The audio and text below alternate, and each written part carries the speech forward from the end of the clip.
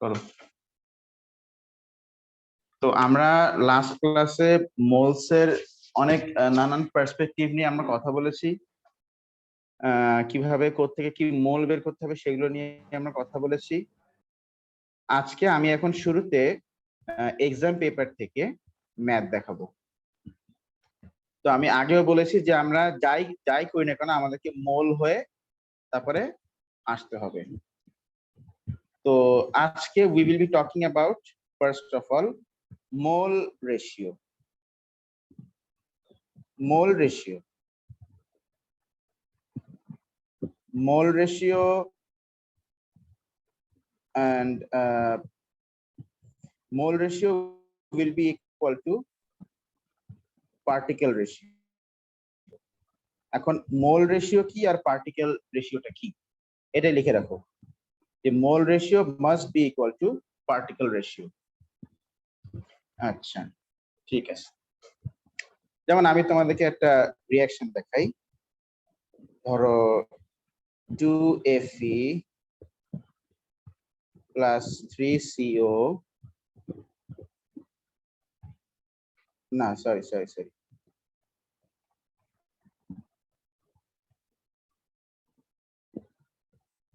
Fe2O3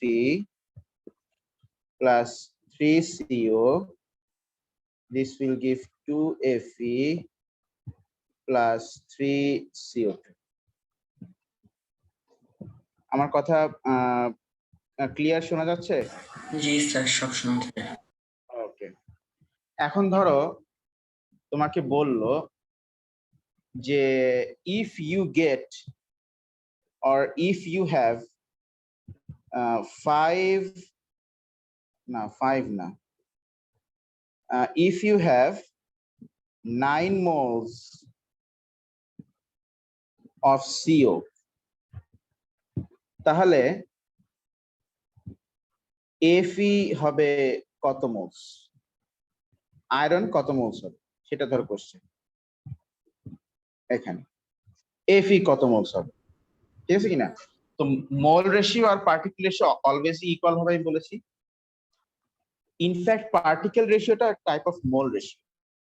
যেমন আমি তোমাকে বলি, দেখো ফার্স্টে তুমি ইকুয়েশন আসো, দেখো কার কার মধ্যে লিংক করতে হবে এটাকে খেয়াল করো। এখানে কি আছে বলো, সিও, আর এখানে কি আছে বলো, এফি, তাই না?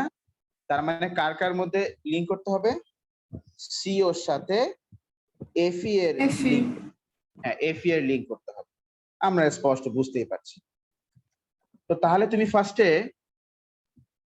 ইকুয়েশন থেকে আগে রেশিও করো, আমরা যেটাকে পার্টিকেল রেশিও বলতে পারি। আচ্ছা ধরো আমি বলছি এফি বাই সিও, তো বলো ইকুয়েশনের মধ্যে এফই আছে কয়টা, টেল মি। এফই, শুধু এফই কয়টা আছে, দুইটা আছে, 2। আর সিও আছে কয়টা ইকুয়েশনের মধ্যে, তিনটা। তাহলে এফই হচ্ছে দুইটা আর সিও হচ্ছে তিনটা, এই 2/3। ব্যাস, আমরা পার্টিকেল রেশিওটা বের করে ফেললাম। এখন এফি মোলস আমাদেরকে বের করতে হবে, আমি এটা জানি না, ধরো বললাম এক্স মোলস। তো আমরা পড়েছি পার্টিকেল রেশিও আর মোল রেশিও এই দুটো অবশ্যই ইকুয়াল হবে, পার্টিকেল রেশিও আর মোল রেশিও এই দুটো মাস্ট বি ইকুয়াল। এখন তুমি আমাকে বলো, এটা তো আমরা পার্টিকেল রেশিও বের করলাম, এবার আমি মোল রেশিওটা আমি লিখবো, মোল রেশিওটা আমি লিখতে চাচ্ছি। আচ্ছা এফই কত মোল আমরা ধরেছি বলো, এক্স, তাহলে এফই এর প্লেসে তুমি এখন এখানে এক্স বসাও। আর কার্বন মনোক্সাইড কত মোল দেওয়া আছে বলো, 9 মোল। তাহলে কার্বন মনোক্সাইডের জায়গায় তুমি এখানে 9 বসাও। ব্যাস, এবার তুমি ইকুয়েশন তাহলে সলভ করো। x/9 is equal to 2/3, তাহলে x equals to 2/3 into 9, তাহলে 6। ব্যাস হয়ে গেল। তার মানে যদি 9 moles of carbon monoxide আমাকে দেওয়া হয়, তাহলে I will get 6 moles of Fe. তাহলে 9 moles of CO is equal to 6 moles of Fe. এইভাবে করে এটা তোমাকে মনে রাখতে হবে, এই থিমটা, যে mole ratio must be equal to particle ratio. আর পার্টিকেল রেশিও আমি কোথা থেকে পাবো? আমাদের কাছে যে ডেটা বা যে ইকুয়েশন দেওয়া থাকবে, সেই ইকুয়েশন থেকে আমি পার্টিকেল রেশিওটা পেয়ে যাব। ঠিক আছে কিনা বলো, এই ব্যাপারটা বুঝছো কিনা বলো? বুঝলাম স্যার। ওকে, আচ্ছা স্যার, বলো মা। এফি তো দুইটা ছিল রাইট? আয়রন তো দুইটা ছিল, হুম। বাট প্রথমে তো আরো দুইটা ছিল, ওগুলো আমরা না, নেই নাই। এইটা তো মা Fe2O3, এটা তো Fe না। জাস্ট যদি সিঙ্গেল থাকে হ্যাঁ হ্যাঁ, ওকে। জাস্ট এটা তো Fe2O3 মা, এটা তো Fe না। আমাকে বলেছে শুধুমাত্র Fe, তারা আমাকে এইটা নিতে হবে। আচ্ছা স্যার। বুঝছো? এটা একটু ওই বললাম যে একটু সিম্পলি থিঙ্ক করতে হবে, কোনো ক্রিটিক্যাল ওয়েতে থিঙ্ক করা যাবে না। এখন ধরো তো তোমাকে বললো যে ইফ দেয়ার আর কি হলো, ইফ দেয়ার আর 5 হলো না কোন লেখা, if there are 5 moles, আরে 5 moles of Fe2O3, তাহলে how many moles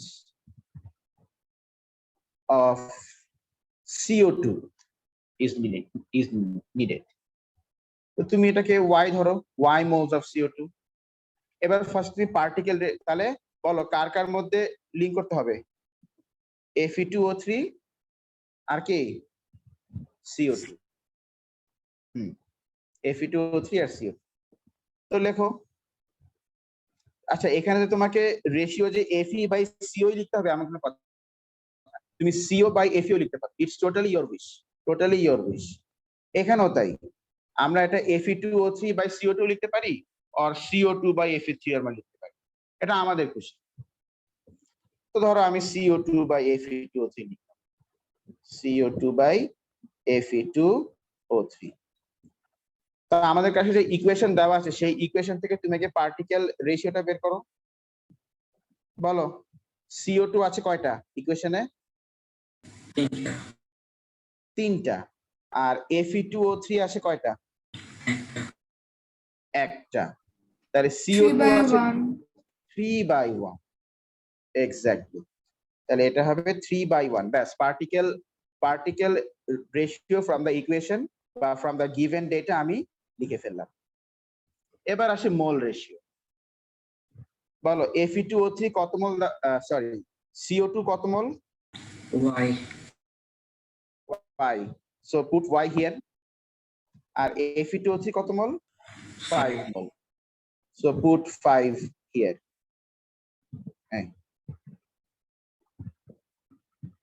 ব্যাস, এবার তুমি সলভ করো।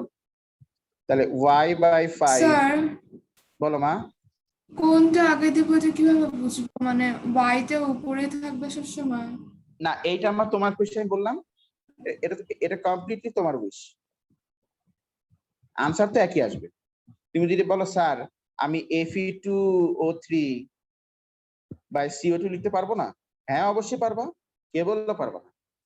তখন সেক্ষেত্রে Fe2O3 তো 1, তাহলে উপরে দিব 1, CO2 হচ্ছে 3, তার নিচে দিব 3। আর মোল রেশিও হবে Fe2O3 হচ্ছে 5, তো এখানে দাও 5 আর নিচে দাও Y। সলভ করো, একই অ্যান্সার আসবে না? একই অ্যান্সার আসবে, সেম অ্যান্সার আসবে। এটা তোমার খুশি, তুমি কোনটা উপরে দিবা কোনটা, টোটালি ইওর উইশ। তবে ওই যেটা বের করতে হয়, যেটা আমাদেরকে বের করতে হবে, সেটা উপরে দেওয়াটা ভালো, তাহলে ইকুয়েশনটা সলভ করতে ইজি হয়, নাম্বার অফ স্টেপস কমে যায় ইকুয়েশন, এই আর কি। বলো এই ব্যাপারটা কি বুঝতে কনফিউশন আছে? Yes, sir. বলতেছি কনফিউশন আছে, No, sir. এটাই তো বললাম, আর বলি ইয়েস স্যার। না, মনে হয় আপনি বলে আমি বুঝলাম কিনা। আচ্ছা ঠিক আছে, এবারে আমরা একটা ম্যাথমেটিক্যাল প্রবলেম সলভ করি। তার আমি একটা ইয়ার পেপার ওপেন করি কেমিস্ট্রি।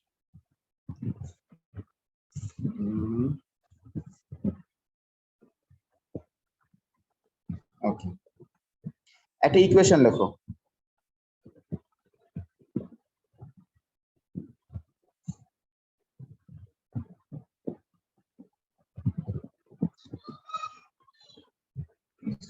If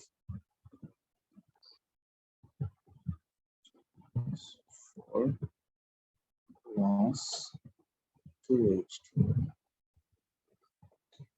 ইকুয়েশনটা লেখো। Done.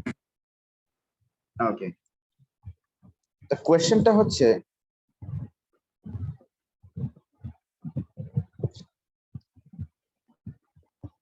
what mass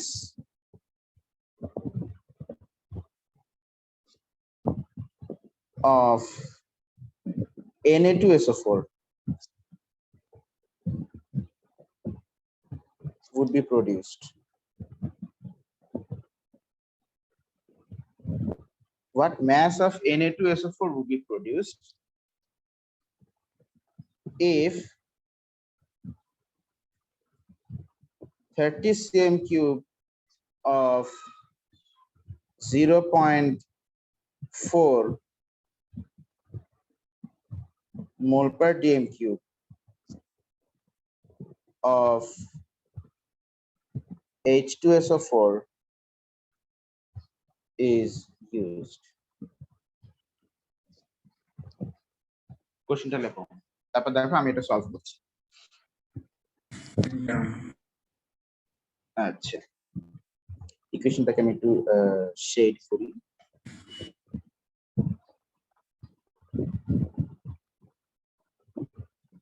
ওকে ঠিক আছে, তাহলে বলো তো লিংক করতে হবে কার কার মধ্যে? Na2SO4 আর কি H2SO4, তাই না? Na2SO4 আর কি বলো H2SO4 এর মধ্যে লিংক করতে হবে। এটি তো ক্লিয়ার কোশ্চেনটা পড়ে? Yes, sir. আচ্ছা, তাহলে তুমি আগে তাহলে সোডিয়াম Na2SO4 টা আমাদের কাছে আনলো। এই Na2SO4 টা আমরা জানি না যে Na2SO4 কত, এটা আমাদের কাছে এটার মোলটা আননো। তুমি আগে পার্টিকেল রেশিওটা লেখো। ধরো বললাম Na2SO4 বাই H2SO4, আগে পার্টিকেল রেশিওটা তুমি লেখো। বলো Na2SO4 আর H2SO4 কত কত রেশিও? দুইটাই 1। দুইটাই 1:1। ওকে, পার্টিকেল রেশিও ডান। এবার মোল রেশিও। তো দেখো সালফিউরিক অ্যাসিডের এই যে এই পার্টটা তুমি করে দেখো। আমরা এখানে সালফিউরিক অ্যাসিডের ভলিউম জানি, কনসেন্ট্রেশন জানি। তো ভলিউম আর কনসেন্ট্রেশন থেকে আমরা মোল বের করতে পারি না বলো? এই যে মোল ইকুয়ালস টু সিভি, মনে আছে? Concentration into volume. হ্যাঁ, কিন্তু ভলিউমটা কিন্তু হতে হবে আবার ডিএম কিউব, বাট এখানে কিন্তু ভলিউমটা দেওয়া আছে সিএম কিউবে, 30 সিএম কিউব। তো তুমি তাহলে এটাকে আবার ডিএম কিউব করে নাও। আগে লেখো মোল অফ H2SO4, সুন্দর করে লেখো মোল অফ সালফিউরিক অ্যাসিড আমরা এখন বের করছি। তাহলে 30 সিএম কিউব দেওয়া আছে, আর আমরা জানি যে যত সিএম কিউব দেওয়া থাকে সেটাকে 1000 দিয়ে ডিভাইড করলে আমরা ডিএম কিউব পেয়ে যাব। হ্যাঁ, তার কত হয় এটা? 0.03 ডিএম কিউব, তাই তো নাকি? 0.03 ডিএম কিউব। এবার তুমি লেখো মোল অফ H2SO4। আমরা জানি mole equals to CV, concentration into volume. The concentration হচ্ছে 0. কত জানো concentration বলো 0.4 0.4 4 mole per dm cube. The concentration into volume 0.03. এই করো তো কত আসে? এটা মানে 0.01 জি স্যার mole of H2SO4. ব্যাস H2SO4 এর মোল আমরা পেয়ে গেলাম। কিন্তু সোডিয়াম সালফেটের তো কোনো ডেটা দেওয়া নেই, ওটা তো আমাদেরকে উল্টো এখন বের করতে হবে। তাহলে আমরা সোডিয়াম সালফেটকে আমরা ধরবো let sodium sulphate is equal to কি মোল, ধরো বললাম জেড মোল। তাহলে মোল রেশিও, আচ্ছা আমরা এখানেই লিখি, আমরা আগেরবার করেছিলাম Na2SO4 by H2SO4। Particle ratio বলতো কত ছিল? 1/1 1/1। তা আমরা এখানে লিখি particle ratio must be equal to mole ratio. উপরে দিয়েছিলাম Na2SO4, নিচে H2SO4। তাহলে উপরে এখানে যাবে Na2SO4 এর মোল আর নিচে যাবে H2SO4 এর মোল 0.01 0.01। তাহলে Z ইকুয়াল টু কত আসে বলো? 0.012 ইনটু 1, তার মানে এটাও 0.012 মোল। তার মানে Na2SO4 এর মোল হচ্ছে 0.012। আচ্ছা মোল তো বের করা হয়ে গেল, কিন্তু আমাদের কাছে কোশ্চেনে চাইছে কি বলতো? কি চাইছে, মোল চাইছে না ম্যাস চাইছে? ম্যাস আচ্ছা এবার তুমি বলো তো মোলের সাথে ম্যাসের রিলেশন কোন ফর্মুলা দিয়ে? Number of mole equals to mass by RMM mass by rmm। তার মানে আমাকে সোডিয়াম সালফেটের ম্যাস বের করতে হলে ওর মোল তো আমরা পেয়ে গেছি, এখন rmm লাগবে। ঠিক আছে, তো সোডিয়ামের হচ্ছে 23, সালফারের হচ্ছে 32, অক্সিজেনের হচ্ছে 16। তাহলে rmm বা মলিকুলার মাস অফ Na2SO4 এটা হবে সোডিয়াম আছে 2টা, সালফার আছে 1টা, অক্সিজেন আছে 4টা। কত আসে হিসাব করো তো?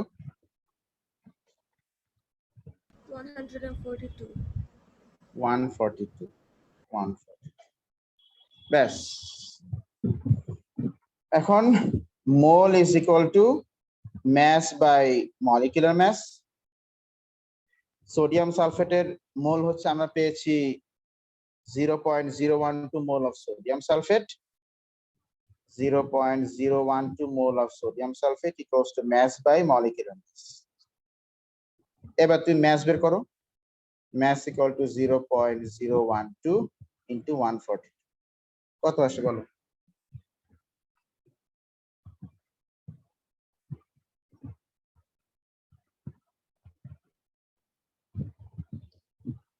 কই কত আসছে?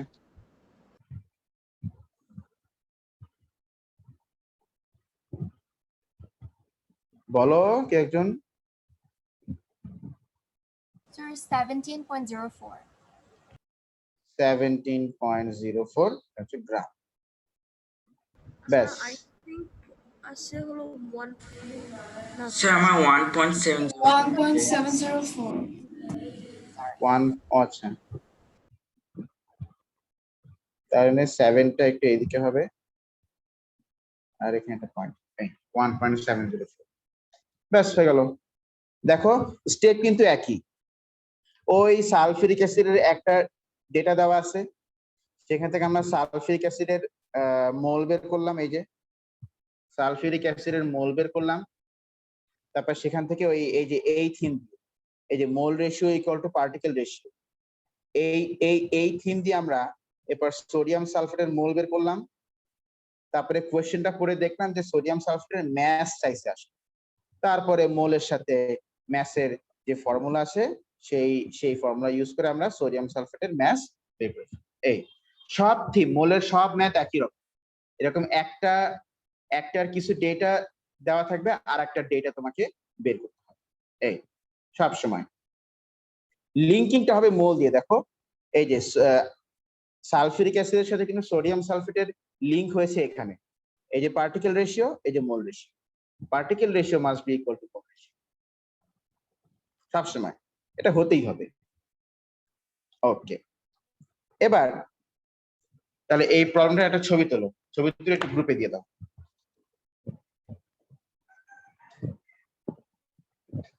এটা ছিল 4 মার্কসের একটা কোশ্চেন। এখন আপাতত এইভাবে করো, তোমাদেরকে আমি পরে দেখবা যে আরো শর্ট করে দিই। এখন শর্ট করে দিলে তোমার অলস হয়ে যাবে, পরে অলস হয়ে কলস হয়ে যাবে, পরে মানুষজন বলবে যে ফাঁকা কলসি বাজে বেশি, সেটা আমি চাই না।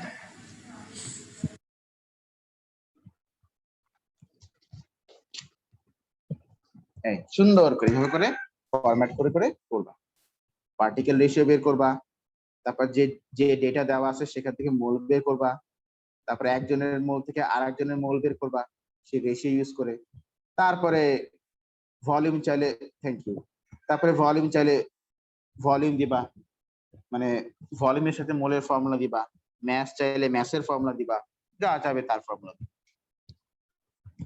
ঠিক আছে, ওকে। আর একটা প্রবলেম আমি দেখি এরকম,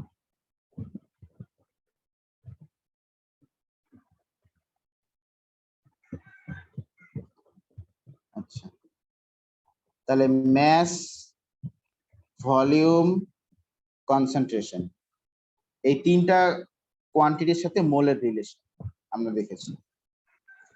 আচ্ছা এখন আমাকে সালমা বলো তো, তুমি এখান থেকে যে কোনো দুইটা কোয়ান্টিটি চুজ করো। Volume and concentration. Okay, she chose volume and concentration.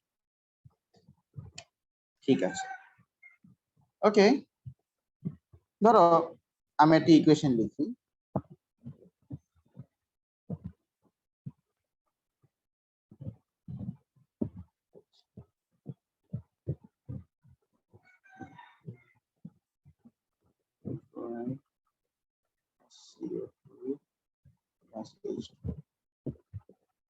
ভাষা কি বুঝতেছো মা?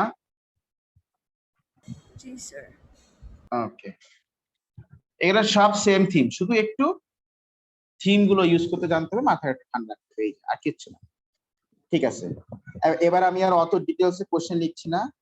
তোমাকে ধরো বললাম যে HCl এর কি কি দেওয়া আছে, HCl এর ভলিউম দেওয়া আছে 50 cm3 আর কনসেন্ট্রেশন দেওয়া আছে 0.8 মোল পার ডিম, আর তোমার কাছে চেয়েছে CO2, বলেছে CO2 কত ভলিউম পাওয়া যায়, কত ভলিউম CO2 পাওয়া যাবে, এটা তোমার কাছে চেয়েছে। তাহলে বলো লিঙ্কিং হবে এখন কার কার মধ্যে বলো? HCl CO2. আর HCl আর CO2। এক্স্যাক্টলি। তো তুমি আগে ভাগে পার্টিকেল রেশিওটা ক্রিয়েট করে রাখো, HCl/CO2 ইকুয়েশন থেকে বলো পার্টিকেল রেশিও কত, HCl আর CO2। HCl কত? 2। CO2 কত? 2/1। 2/1। হ্যাঁ, তাহলে HCl হবে 2, CO2 হবে 1। এটা তো ক্লিয়ার। এবার তুমি মোল অফ HCl বের করো, কারণ পার্টিকেল রেশিও হয়ে গেল, এবার আমাদেরকে মোল রেশিও ক্রিয়েট করতে হবে, তার জন্য মোল তো লাগবে, মোল অফ HCl, কারণ HCl এর ডেটা আমাদের কাছে দেওয়া আছে, we have the data of HCl. Okay, volume দেওয়া আছে, কনসেন্ট্রেশন দেওয়া আছে, তো আমরা জানি number of mole is equal two CV, concentration into volume. আচ্ছা আমি একবারই করে দিই, হ্যাঁ। তো কনসেন্ট্রেশন HCl এর কত দেওয়া আছে, কনসেন্ট্রেশন বলো কত? 0.8। 0.8, 0.8। আর ভলিউম তো দেওয়া আছে 50 সিএম কিউব, কিন্তু সিএম কিউব তো না, আমার তো লাগবে ডিএম কিউব। তাই 50টাকে আমি আবার 1000 দিয়ে ডিভাইড করে দিলে ওটা ডিএম কিউব হয়ে গেল। কত আসে বলো?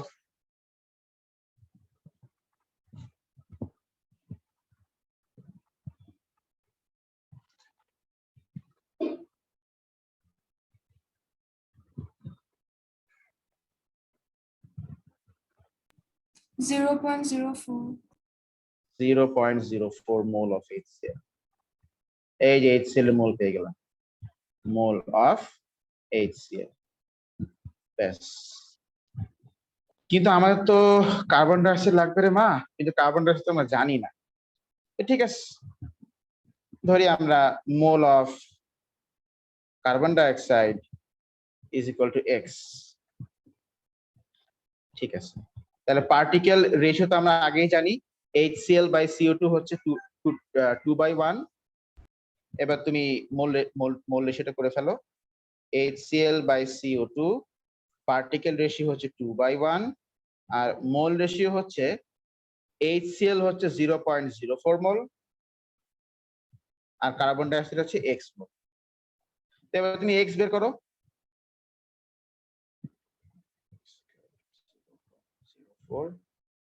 তাহলে x ইকুয়াল টু 0.04/2, তার মানে 0.02। ব্যাস, HCl এর মোল পেয়ে গেলাম। সরি, CO2 এর মোল পেয়ে গেলাম, CO2 এর মোল পেয়ে গেলাম। 0.02 মোল অফ CO2। এখন তুমি বলো তো মাশরাফ, আমাদের কাছে CO2 এর কি চাইছে? ভলিউম। ভলিউম চাইছে। আমরা তো মোলটা পেয়ে গেছি, মোল অফ গ্যাস। এবার তুমি গ্যাসের ভলিউমের সাথে মোলের এই রিলেশনটা বলো তো। Mole equal to volume divide by 24। Good. তাহলে mole equal to volume by 20। তো মোল তো হচ্ছে 0.02, 0.02, ডাবল পয়েন্ট হয়ে গেছে। 0.02 ইকুয়ালস টু ভলিউম বাই 24। তো ভলিউম বের করো এবার। V equals to 0.02 into 24, 0.48 dm cube. Volume unit must be dm cube. Option. আচ্ছা স্যার, বলো মা। স্যার এর আগের এক্সাম্পল যেটা করাইলেন স্যার, ম্যাথ যেটাতে বের করতে হলো স্যার, আমরা হুম। তো প্যারা নিয়ে করলাম কেন? আমরা তো সিম্পলি জাস্ট একটাকে কনভার্ট করে তারপরে অন্য ফর্মুলা অ্যাপ্লাই করে করতে পারতাম।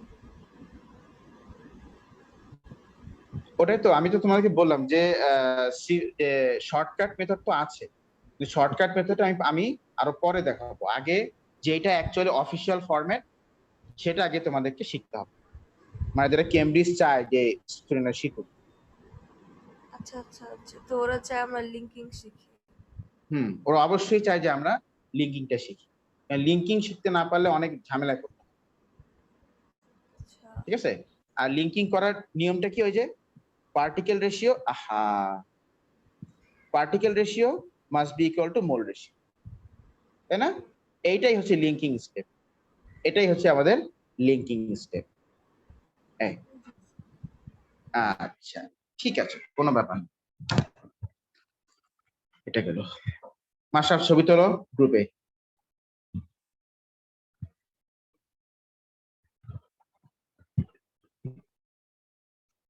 দেখো সেই একই জিনিস। ফার্স্টে আমরা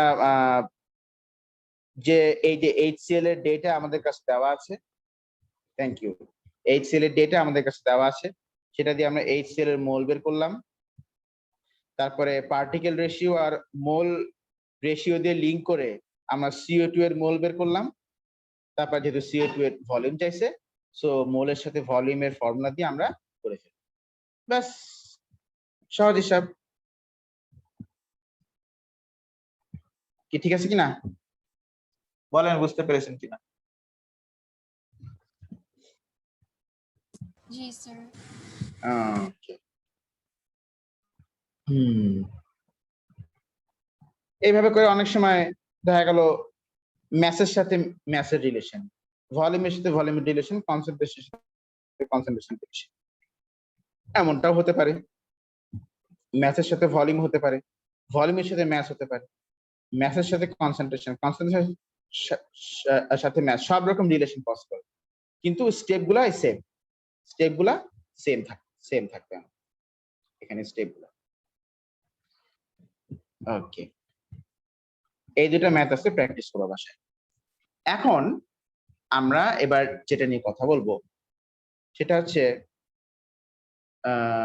দুইটা জিনিস, একটা হচ্ছে পার্সেন্টেজ yield, আর আরেকটা জিনিস কি ছিল, পার্সেন্টেজ yield, ও আর হচ্ছে এক্সেস আর লিমিটেড। তো ফার্স্ট আমরা পার্সেন্টেজ yield নিয়ে কথা।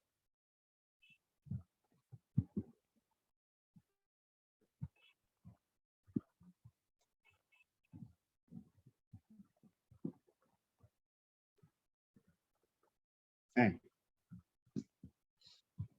ঠিক আছে, পার্সেন্টেজ yield-টা কি সেটা আমাদেরকে জানতে হবে।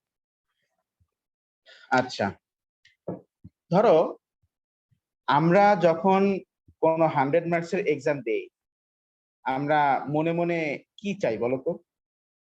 আমাদেরকে কত, মানে কত পেতে হবে বা কত আমাদের পাওয়ার টার্গেট? 100। 100। তো আমি চাচ্ছি 100, কিন্তু ধরো আমি পেলাম 100 এর মধ্যে আমি পেলাম 90, তাহলে তুমি কত পার্সেন্ট এফিশিয়েন্ট এখানে? 90। 90% এফিশিয়েন্ট। 90%। ব্যাস, ব্যাপারটা এটাই। ধরো আমি তোমার 50 মার্কসের এক্সাম নিয়েছি, ধরো আমি জানি যে, ধরো আমি বললাম যে জাহরা হচ্ছে 98% এফিশিয়েন্ট। কত পার্সেন্ট এফিশিয়েন্ট? 98% এফিশিয়েন্ট। তো 98% এফিশিয়েন্ট মানে কি, যে যদি 100 মার্কসের এক্সাম হয় তাহলে জাহরা কত পাবে?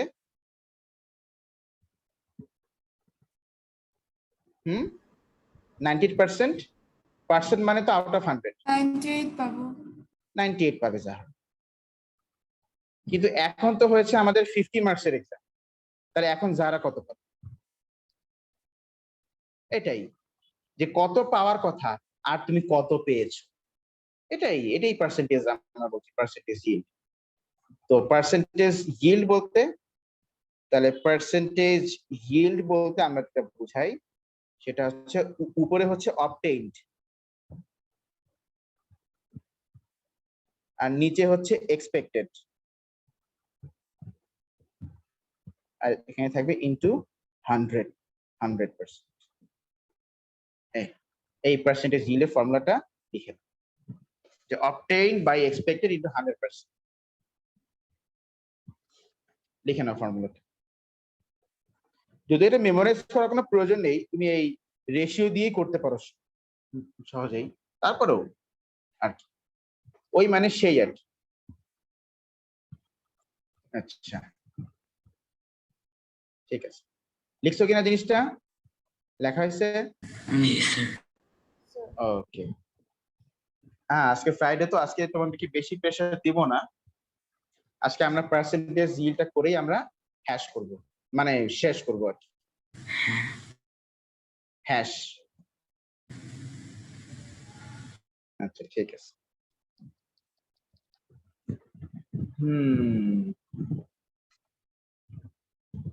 এই আমার থার্স্টি লাগছিল না, তার আমি তো পানি খেয়ে আসি, give me a minute. Sir আপনি কি দেখলেন?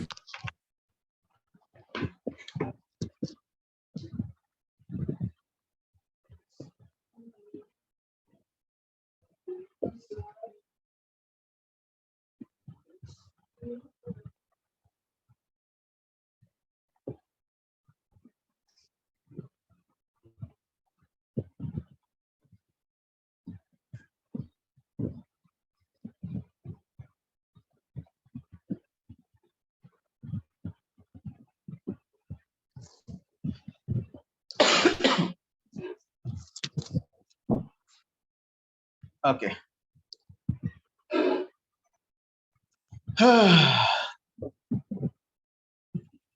আজকে ফ্রাইডে না? কেমন লাগছে ফ্রাইডেতে ক্লাস করতে? জোস। ভালোই লাগে। যাক, তাও ভালো। আমি তো ভেবেছিলাম মনে হয় আজকে এক্সট্রা ডিস্টার্ব করে ফেললাম সবাইকে। না স্যার। ড্যাম, স্যার আজকে 5টায় নিতেন। 5টায় আমি একটু ওই যে আমার যে গ্রামে চেম্বার আছে তো পেশেন্ট আছে অনেক, আমার ওই যে উইকলি সবাই আর কি সিরিয়াল দিয়ে রাখে, তো উইকলি একদিন যে আমি এবার দেখি, এই জন্য একটু গ্রামে যেতে হয়।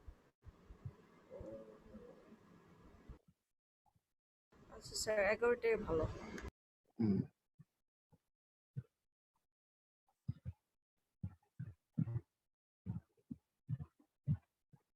হুম। ইকুয়েশনটা লেখেন সবাই।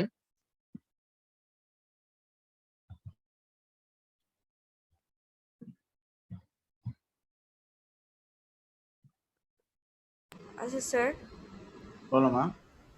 আমার এক্সামে যদি এরকম ম্যাথস দেয় যেখানে লিঙ্কিং করার এক্সপেক্ট করে, আর ওইটা যদি আমরা না করি আর যদি শর্টকাট মেথড করি, আমাদের কি মার্কস কাটা যাবে?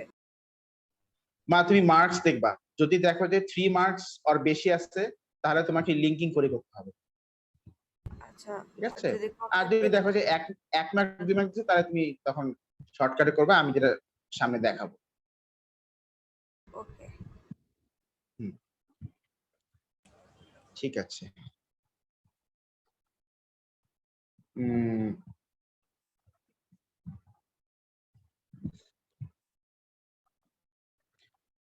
লেখো তো, বলি।